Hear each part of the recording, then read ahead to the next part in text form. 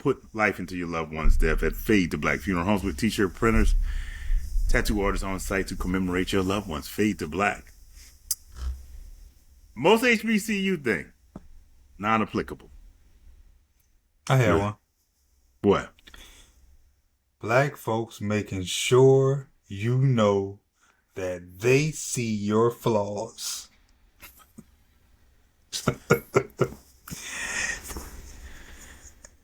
Perfect example. Yeah. Freshman year, and it might have already been going on or taking place. It probably was taking place when you were at our Cool Points. You trip, dude, bro. You could be walking across campus, bro. You be like, oh, dude, just walk up to you. Cool Give points. me 20. Cool points. Cool points. Cool points. Cool points. Bro, bro. People walking, having conversations, not breaking stride, seeing somebody fall, just going like, ooh, cool point. Still talking, bro. Still having conversation. Cool points. Cool points. I saw that. Like, I can't say that. Like, oh yeah, I saw that. or if something happens, yeah, and or the worst, bro. You know the worst when something happens, and dudes are like running past. Oh. Like other people don't know what's going on. Guess what? Everybody knows what's going on now. Yeah. Because such and such then ran up and down the hall laughing. Oh. I don't remember tripping in the tunnel, going on to the field. The tunnel. Oh, tunnel. At Howard going on the field. Tripping in the tunnel. I fell, but I fell, but I literally caught myself and bounced back up. Saw that, give me 40. I remember that. I remember Eric Green did that to me. Saw that, give me 40. Give me 40, prep. Give me 40. I remember that. I do remember that. And I'm telling you, if anything, it was more cool than anything because I did trip, but the moment I fell, I popped back up and kept running. I saw that. Give me 40, prep. Give me 40. I remember that. Yep. I do. That was my HBU story. That is my HBCU story right there. Oh, it's your nostalgia? Okay. I get it. Yeah. I didn't have it, but being that you just said this, yeah, that's my nostalgia. Least likely to happen at HBCU, being offered the chance to work off the damage. Insurance on the PWI, insurance companies would be contacted. Oh, no, I need your insurance company. It's no fight. There's no Mr. Gaines willing to be, I'll work out. No, it's none of that. It's like, I need your insurance. Mine was non-applicable. I had nothing.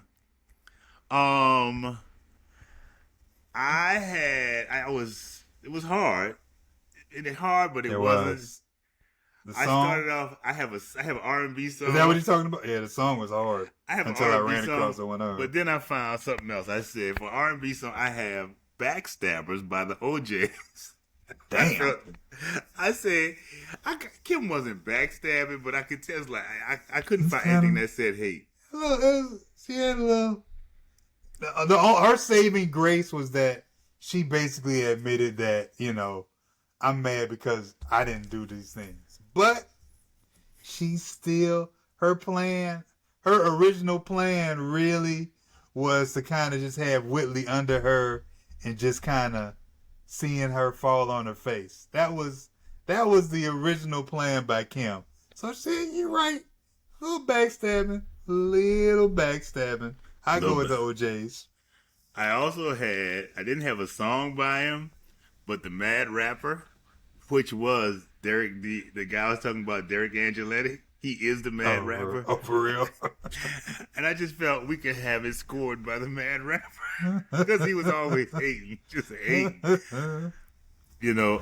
So yeah, that's what I had. What did you have, Pussy? The content of the song is not in line with it, but the title for me was perfect because thinking about Ryan with his haircut, too short cuss words. Because Ryan was not happy. I will say this. I just thought about it. I did have, you said it last week, and when I heard it, I had Kumo D. I go to work at first. For real. I did. I had. You know what? I almost did Kumo D again. I said, no, I can't do it again. Not 2 weeks in a row. I almost did it. Well, yeah, cuss words by Mr. Short. My HBC alum is NCA North Carolina A&T grad, Omega Psi Phi member, and country preacher, Reverend Jesse Jackson. Oh. In the last scene, where Whitley is confused with Kim, asking like, I don't get it, what is wrong? Reverend Jesse Jackson walks in as Reverend Jesse Jackson. That's great. You see, Whitley, Kim is hating on you. You came in and said the things she was thinking about all along, and now she is angry at herself, but she projects that anger onto innocent you. And he walks out, and they just like, what? See, man, you're coming over to my side a little bit, bruh. What? Wait, with the kind of scenes that they're doing, bruh. Hey, Jesse Jackson comes out of nowhere, bruh. He makes a statement and just walks off, bruh. Come on over to the side. Come on over. Come over to the evil side. It's not evil. Come over. Wait, no, we're not talking about Debbie. Bruh, Jesse Jackson popped up out of nowhere. Bruh, the pit was closed. You know what? They were done. They were cleaning up. You said Jesse Jackson popped up out of nowhere and made a statement and just left it, bruh. Left in the air, bruh. Come on, man. You know what? The last episode from the last episode we did, it ended in the pit. And mysterious people in the pit that shouldn't have been there. So, don't know. just leave it at that. That's all. My famous HBCU grad in a scene, Morehouse grad, and famed engineer, New Orleans native, Dr. Calvin Mackey. What the hell? I got Dr. Calvin Mackey walking in on, because he's the first person, because for some reason, this is the first person I pictured saying this and saying it just like this, because I've seen him speak so many times. He walks in on Dwayne while Dwayne was pulling off Ron's cap the first time. And Dr. Calvin says, "Man, your hair's jacked up," and walks off.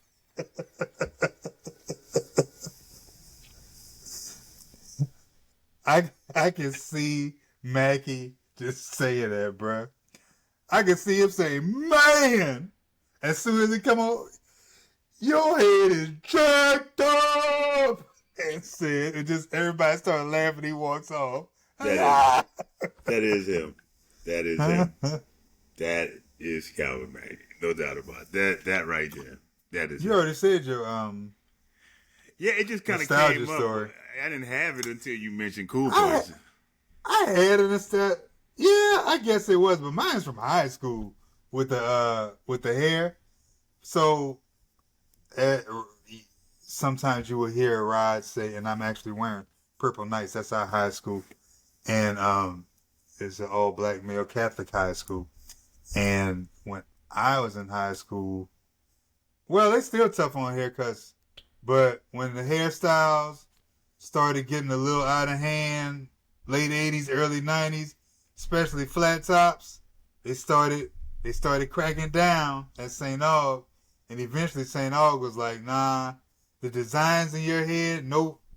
You can do the fades and everything else, the flat tops, no. So my junior year, I had a flat top. My boy D Moses, shout out to D Moses, class of '91. Shout out to D Moses. And he used to do my haircuts, I guess that was junior year, and he had my flat top. I was like, okay, this is the one. Because my freshman year flat top was a little janky. So he had it tight. I used to put the stocking cap over my head and go to sleep, you know, flatten it down during the day, and then when I get out of school, but you know, our vice principal at the time, Mr. Stays, he would stand in the hallways, and he would often stand in the hallways and picking at people about their uniforms or whatever, you know, just being a troublemaker to me. And Mr. Stays would every day he would say, email that hair, email. Like, all right, Mr. Stays, all right, man, all right, man, it's all good, man. I'm gonna get it. Say, what you talking about, man?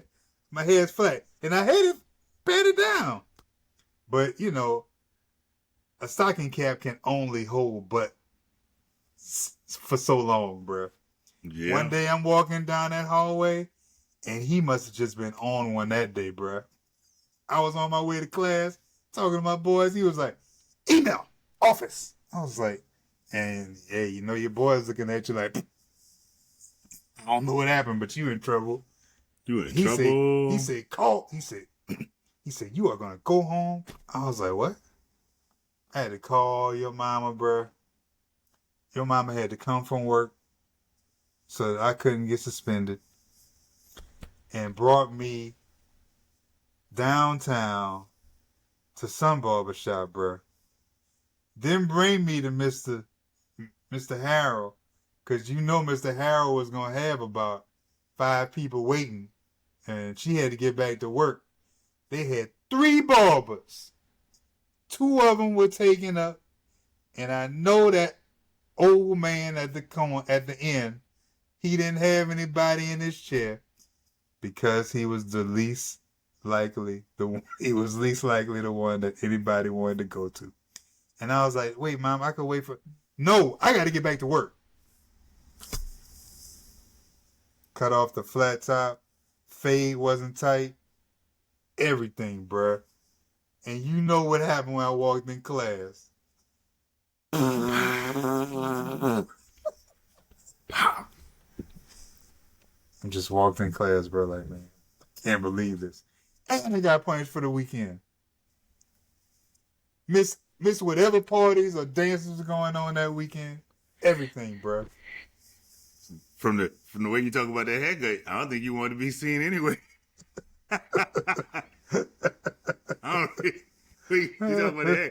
really think you want to be seen and have somebody say, man, what happened to your hair?